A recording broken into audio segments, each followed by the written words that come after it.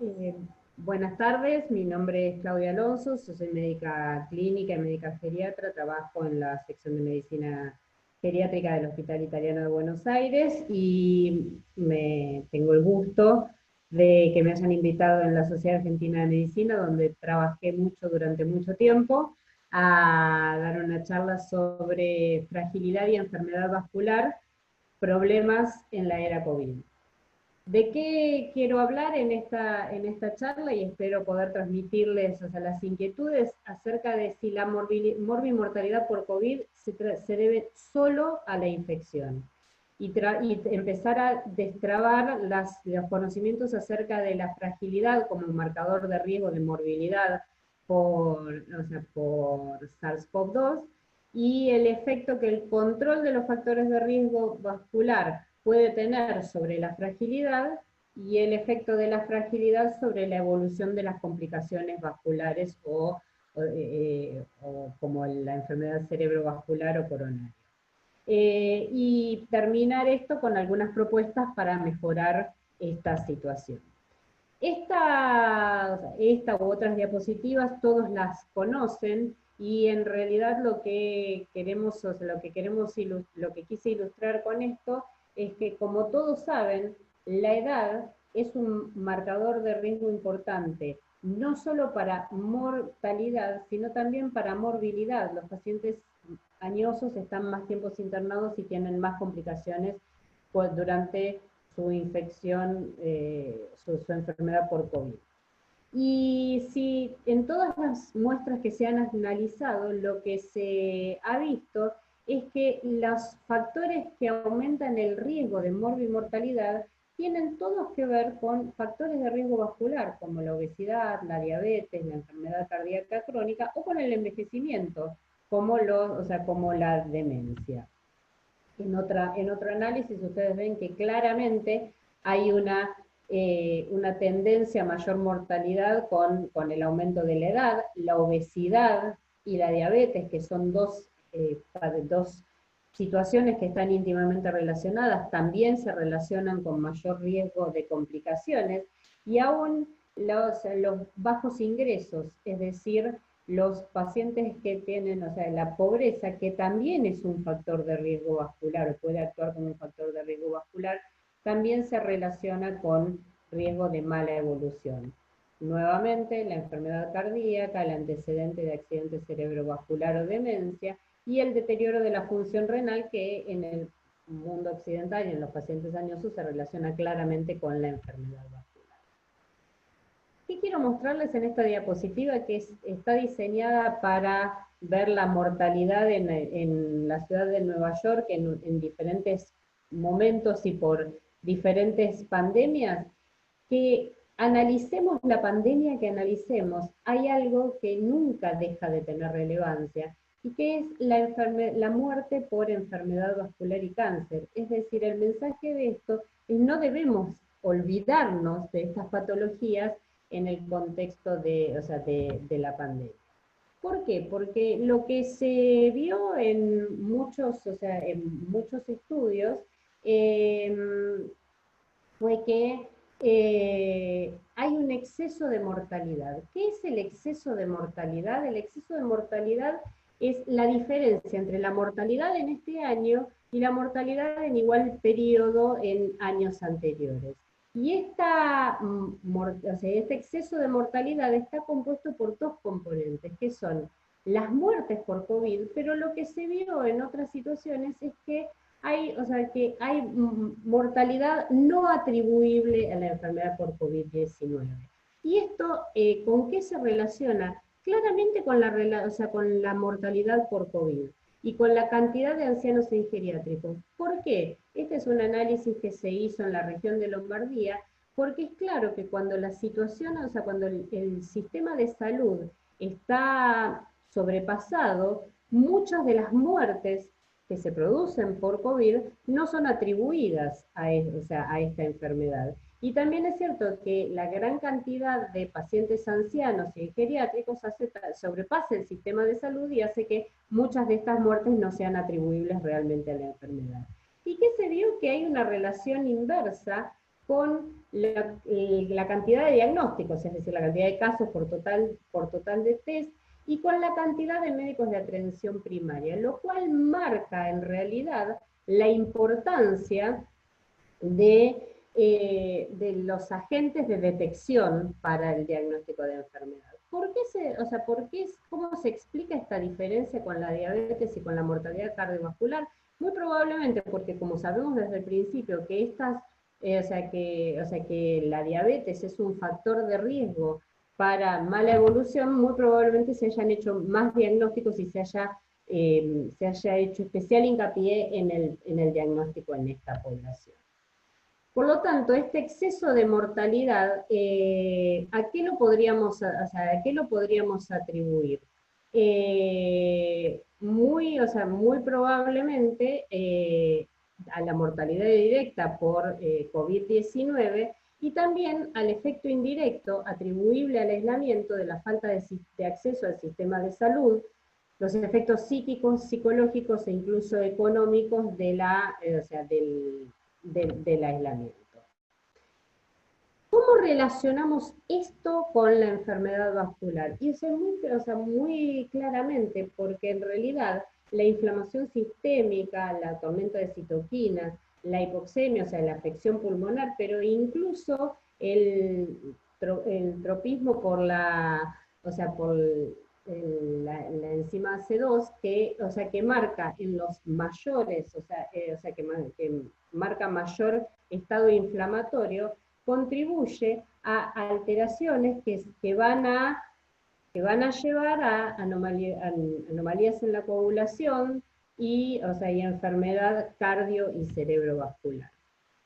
¿Por qué hablaba de que el inadecuado acceso al sistema de la salud puede contribuir a este exceso de mortalidad? Porque este es un esquema, esta es una publicación de Estados Unidos, pero se ha visto en todos lados, e incluso en Argentina, que en el mes de abril hubo una disminución enorme del 50% de las consultas a unidades coronarias y a unidades de stroke, lo cual claramente no quiere decir que haya habido menos eventos, sino que muchos eventos menores no fueron atendidos, o que muchos eventos llegaron más tardíamente y por lo tanto con mayores posibilidades de complicación.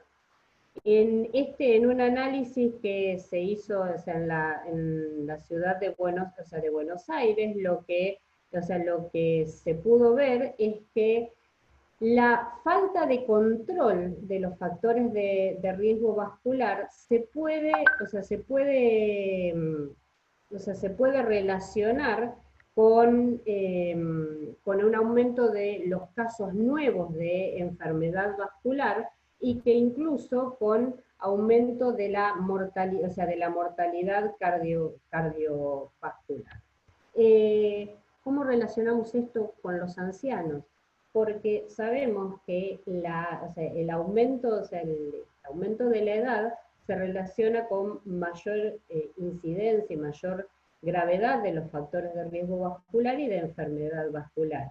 Todo esto, como vimos antes, exacerbado por la inflamación, la infección sintomática, puede hacer que realmente la edad sea un marcador, explica por qué la edad es un marcador de riesgo claro para la enfermedad, porque todos los cambios que se producen con la edad, como la inmunosenescencia, el aumento de la inflamación, el trastorno de la regulación del sistema renino-angiotensina, todos llevan a mayor riesgo de enfermedad.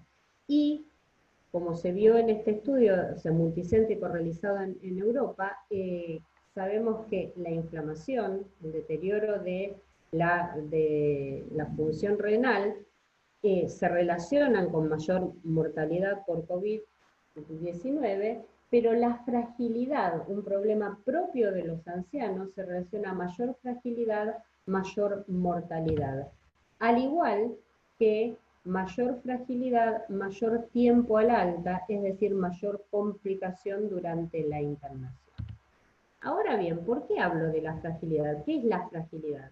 La fragilidad es un síndrome clínico que fue descrito por la doctora Linda Fried en el Cardiovascular Health Study, que, o sea, que se caracteriza por disminución de la fuerza, disminución de la velocidad de la marcha, disminución de la actividad física, disminución de pérdida de peso y cansancio, asociados a la edad y no explicables por una enfermedad, o sea, por una enfermedad concomitante.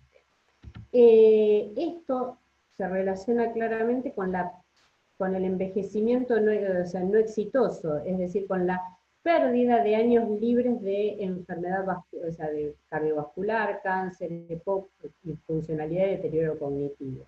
Y lo que se vio en este estudio es que la enfermedad vascular subclínica se relaciona con una pérdida de en promedio de 6 años de vida exitosos en los adultos mayores.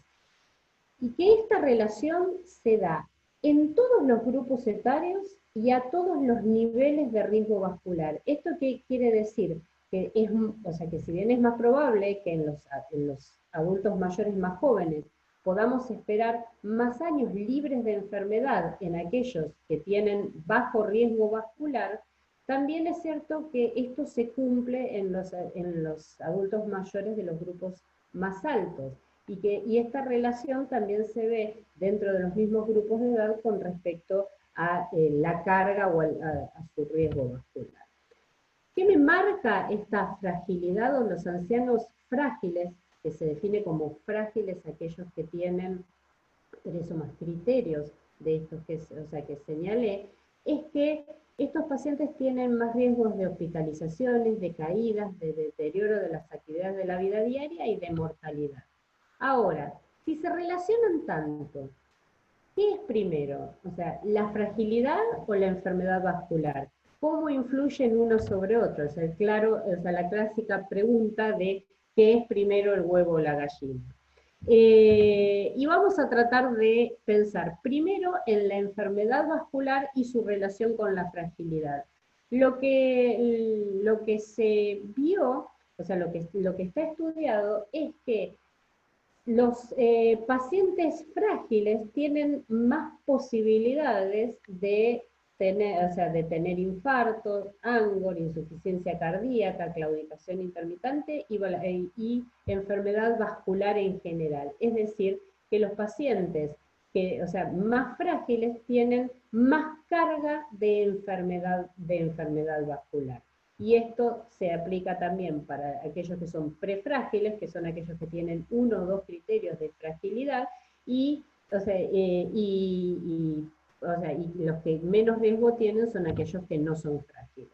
¿Esto qué quiere decir? Que la presencia de una complicación vascular como infarto, ANGOR, insuficiencia cardíaca o claudicación intermitente aumentan la posibilidad de que alguien sea prefrágil o frágil con respecto a aquellos pacientes no frágiles. Es decir, ¿cómo lo traducimos esto? La presencia de enfermedad vascular aumenta el riesgo de ser frágil. Lo que se vio en este estudio es que vamos a analizar ahora, analizando según estos criterios de fragilidad, se encontró que el 6% aproximadamente era frágil, un 45% era intermedio, es decir, prefrágil, y casi el 50% era no frágil o robusto. Ahora, cuando comparamos estos 3 grupos, lo que vemos es que la presencia de enfermedad vascular, ya no, como hablé previamente, de enfermedad vascular clínica, sino de enfermedad vascular subclínica, es decir, estenosis carotidia sin complicación, se relaciona claramente con el aumento de la posibilidad de ser frágil. Lo mismo se observa con el espesor íntima media carotidio, es decir, hay una clara progresión, un aumento, según la categoría de fragilidad en la cual se estudiaron los pacientes en esta cohorte. Es decir, que por cada 0,25 milímetros que aumenta el espesor íntima media carotidio, aumenta el riesgo de ser, prefrágil o frágil. Ahora, uno lo que se puede preguntar, o sea, lo que se puede plantear es, bueno, si tengo más enfermedad vascular, es más claro que voy a tener más complicaciones, y entonces esto puede ser lo que marque la fragilidad. Pero lo que, o sea, si bien es cierto que en la cohorte total, mientras más espesor íntima media carotídeo, más riesgo de ser frágil, se ve que si analizamos solamente aquellos pacientes que tienen enfermedad vascular, esta diferencia no se mantiene tanto, pero sí se mantiene cuando analizamos aquellos pacientes que no tienen enfermedad vascular, lo cual demuestra que esta presencia de un factor o sea, de un marcador de enfermedad subclínica es independiente de la enfermedad vascular en su relación con la fragilidad. Igual observación se hizo con el índice tobillo-brazo, que es un marcador de enfermedad vascular periférica. Se ve que en los aquemientos, o sea, que en los más bajos, o sea, incluso intermedios, entre 0,8 y 0,9, mientras mayor prevalencia hay de esta complicación, es decir, es más probable que el paciente sea frágil.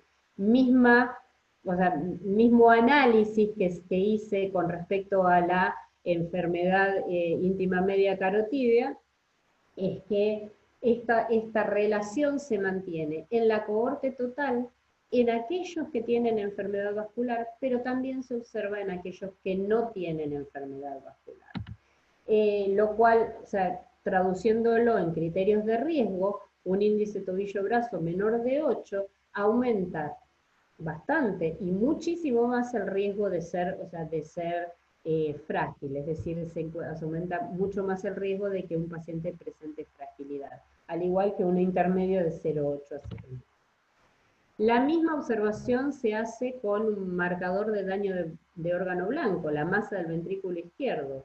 Se ve que hay más posibilidades, a mayor masa de ventrículo izquierdo, hay más posibilidades de encontrar que este paciente es frágil, marcando un riesgo, o sea, medido de que por cada 25 gramos que aumente la masa del ventrículo izquierdo por encima de 140 grados, aumenta el riesgo de que el paciente sea prefrágil o frágil. La misma observación, esto se repite mucho, pero para mí es importante marcar que esta relación es independiente de la enfermedad vascular, es decir, que podemos decir que la enfermedad vascular en sí misma se relaciona con la fragilidad y no a través de la enfermedad vascular.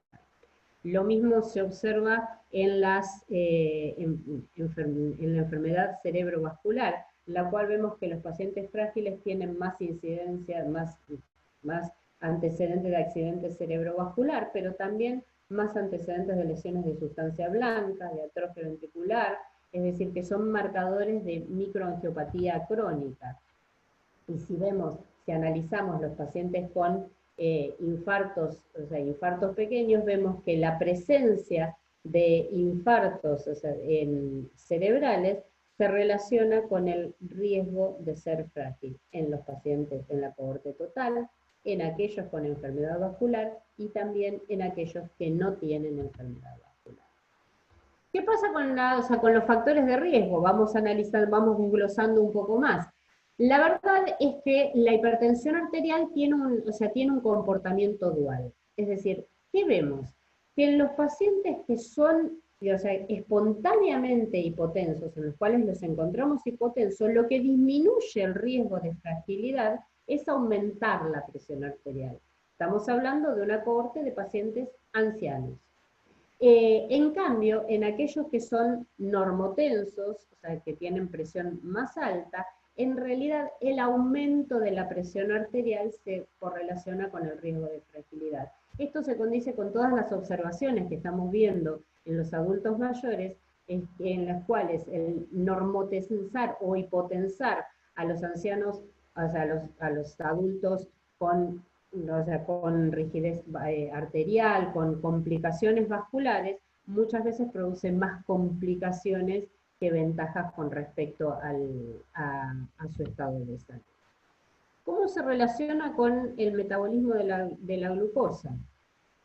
Si observamos, es decir, el valor de la glucemia postprandial, de la insulina en ayuno y de la insulina postprandial se relaciona también con el riesgo de ser prefrágil o frágil. Ahora, ¿qué puede decir uno? Bueno, pero esto tiene que ver con que los pacientes diabéticos o que tienen enfermedad vascular en realidad son más frágiles. Entonces, sacando a los pacientes diabéticos o con enfermedad vascular de este análisis, se ve que también esta correlación se mantiene y que solo se pierde para la glucemia en ayuno. Pero en realidad las alteraciones del metabolismo de la glucosa se relacionan también con el riesgo de ser frágil. Lo mismo que los marcadores inflamatorios, que son marcadores de enfermedad, o sea, que los usamos muchas veces como marcadores de actividad aterosclerótica. En la cohorte total se ve una relación entre los valores de PCR y de fibrinógeno con el riesgo de fragilidad, pero también, y esto también, también se observa en los pacientes cuando sacamos del análisis a aquellos pacientes diabéticos o sin enfermedad vascular.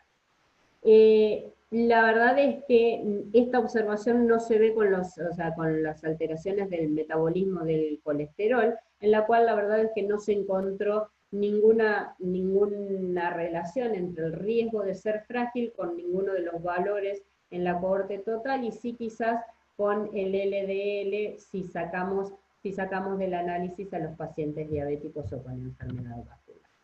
Entonces, ¿cómo relacionaríamos, cómo podemos explicar esta relación entre la enfermedad vascular con el riesgo de fragilidad? Hay muchas teorías, pero muy probablemente tenga que ver con que la carga de enfermedad vascular mediante lesiones clínicas o subclínicas produzca, en definitiva, una disminución de la reserva funcional del paciente adulto mayor. Y que, como vimos, la aterosclerosis es un fenómeno inflamatorio que podría producir un estado catabólico crónico que favorezca el deterioro y favorezca la progresión de la fragilidad. Ahora, analizando un poco más, traté de analizar la relación de la enfermedad vascular clínica, subclínica y los factores de riesgo con el riesgo de ser frágil. Ahora, la presencia de factores de riesgo también me marca la posibilidad de progresar. En esta cohorte, en la misma cohorte, lo que vimos, yo les había mostrado, esta es la cohorte inicial, tomando a aquellos pacientes no frágiles, al cabo de 2 años, se vio que solamente el 25% permanecía como no frágil, y que el 66% había evolucionado a prefragilidad y el 8% a fragilidad. ¿Y cuáles eran los factores que se relacionaban con este riesgo? La presencia de síndrome metabólico, la presencia de actividad inflamatoria como la PCR, la presión arterial sistólica y el índice de resistencia a la insulina. Es decir, que no solamente la presencia de enfermedad vascular se relaciona con el riesgo de fragilidad, sino que también se relaciona con el riesgo de progresar, desde ser robusto a ser prefrágil. Entonces, ¿y cómo podría ser esto? ¿Cómo podría explicarse esto? Y bueno, porque en realidad la fragilidad se relacionaría con la enfermedad vascular, dado que la disminución de la sensibilidad de la insulina puede alterar el metabolismo proteico muscular, la hiperinsulinemia disminuye la producción de proteínas musculares, y que esta alteración de la regulación de energía también afecta al rendimiento muscular, porque en definitiva, si repasamos cuáles son los criterios de fragilidad, están muy relacionados con la performance, con la capacidad de rendimiento, y sabemos que tanto la edad como los factores de riesgo vascular se van a relacionar con esta disminución de la energía, de la capacidad del rendimiento de los adultos mayores. Ahora, analicemos al revés. ¿Cómo me marca la fragilidad el riesgo de complicaciones vasculares. Como les decía, o sea, habíamos visto que los pacientes, o sea, los pacientes frágiles tienen más carga de enfermedad vascular, pero lo que sí es cierto es que también la presencia de fragilidad se relaciona con mayor riesgo, o sea, con mayor mortalidad, tanto en hombres como en mujeres. Y si evolucionamos, por ejemplo, si evaluamos, por ejemplo, la mortalidad posterior al año en ancianos, o sea, en ancianos, en adultos mayores, después de un infarto de miocardio, vemos que la velocidad de la marcha, o sea, la capacidad de caminar, o sea, de caminata, que es un componente de la fragilidad debido al menor rendimiento, o sea, durante el ejercicio, se relaciona con mayor riesgo de mortalidad. Lo mismo que si evaluamos la posibilidad de tener una complicación en el territorio cerebrovascular luego de haber tenido un infarto.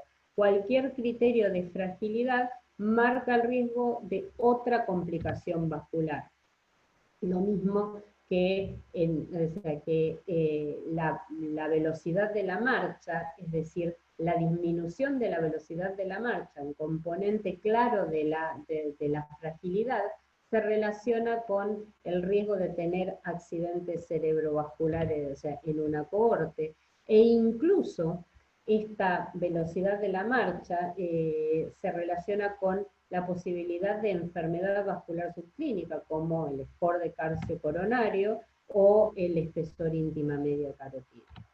Es decir, existe una interrelación, no es que uno causa a uno. Probablemente la enfermedad vascular aumenta el riesgo y la prevalencia de fragilidad, pero la fragilidad también marca el riesgo de enfermedad vascular y marca también la posibilidad, o sea, marca el riesgo de mala evolución. Porque todo esto se relaciona con un estado inflamatorio crónico y pérdida de la reserva funcional. Ahora, ¿cómo podemos relacionar esto con la etapa de pandemia que estamos viviendo ahora? En estos momentos nos estamos enfrentando a lo que serían las primeras 2 olas de la enfermedad, que es la morbimortalidad inmediata por la enfermedad y el impacto sobre la restricción de recursos debido a la utilización de recursos en la atención de pacientes enfermos. Pero no nos debemos olvidar que después de esto vienen otras etapas, que es, o sea, que tiene que ver con el impacto sobre la interrupción de los cuidados, o sea, con la disminución de los tratamientos de las enfermedades crónicas y hasta incluso la carga de, de trastornos mentales, de ansiedad, y económicos y cansancio que pueden quedar en toda la población. ¿Por qué? Es claro, o sea, no necesitamos que lo publiquen para saber que los pacientes que están en aislamiento obligatorio, que están en cuarentena, van a tener menos actividad física, es muy probable que hagan dieta, o sea, no saludable, que se depriman, que estén ansiosos o estresados. En un análisis, o sea, estos son todos análisis teóricos porque no llegamos a medir estas cosas, pero la inactividad puede aumentar, o sea, se estima que podría aumentar la posibilidad, de acuerdo a la cantidad de individuos que se mantengan, o sea, que se mantengan inactivos, la mortalidad cardiovascular y la mortalidad total. ¿Por qué? ¿Qué es lo que nos pasa cuando, o sea, cuando estamos aislados? Tendemos, o sea, es decir, la falta de ejercicio físico, o sea, todas estas cosas que ya analizamos llevan a disfunción cardíaca, a trastornos de remodelación, o sea, vascular, aumento o sea, de la rigidez arterial, disfunción endotelial, inflamación, estrés oxidativo y o sea, y esto, o sea, ¿en qué redunda? En aumento de la morbimortalidad cardiovascular, como ya se analizó en distintos modelos teóricos. ¿Qué es lo que podemos hacer? Y movernos, básicamente. Los médicos tenemos que tratar de incidir, de buscar las herramientas para tratar de mejorar todo este estado de inactividad, de dieta inadecuada, para estimular, o sea, volver atrás todas las complicaciones que pudieran o sea, que pudieran producirse, que no solamente van a, o sea, van a redundar, o sea, a llevar a mayor cantidad de eventos vasculares, sino que a la larga, y en los pacientes más vulnerables, en los pacientes prefrágiles, en los adultos mayores, también pueden llevar a un aumento de la fragilidad y complicaciones, es decir, complicaciones geriátricas. Nosotros en el hospital tratamos de hacer varias cosas que tengan que ver con estimular a los pacientes, desde talleres para control de los factores de riesgo, hasta talleres para juntarse, leer, o sea, compartir vivencias, pero no hay que sentirse frustrado si uno no lo puede, o sea, no lo puede generar en su institución. Uno lo puede hacer desde lo individual y también hay muchos, o sea, muchas recursos en internet, o sea, e incluso en la televisión pública, o sea, hay programas de ejercicios para adultos mayores, que también hay información sobre dieta y demás, entonces la verdad es que tenemos que abusar el ingenio para poder intervenir a la distancia muchas veces con estos pacientes que están, o sea, que están cumpliendo en este momento su aislamiento social obligatorio. Porque a corto plazo la falta de acceso al sistema de salud y el mal control de los factores de riesgo vascular podría contribuir a un aumento de la morbimortalidad vascular durante la pandemia, pero a largo plazo los mismos factores pueden aumentar la carga de enfermedad vascular y fragilidad en los adultos mayores. Entonces, la verdad es que es importante focalizar este conocimiento, no centrarnos en el aquí y ahora, sino pensar en lo que puede pasar después para poder realizar intervenciones a fin de disminuir no solamente las complicaciones en este momento, sino las complicaciones a largo plazo y la incidencia de enfermedad subclínica y mejorar el pronóstico de la fragilidad de nuestros adultos mayores. Bueno, muchas gracias por la atención.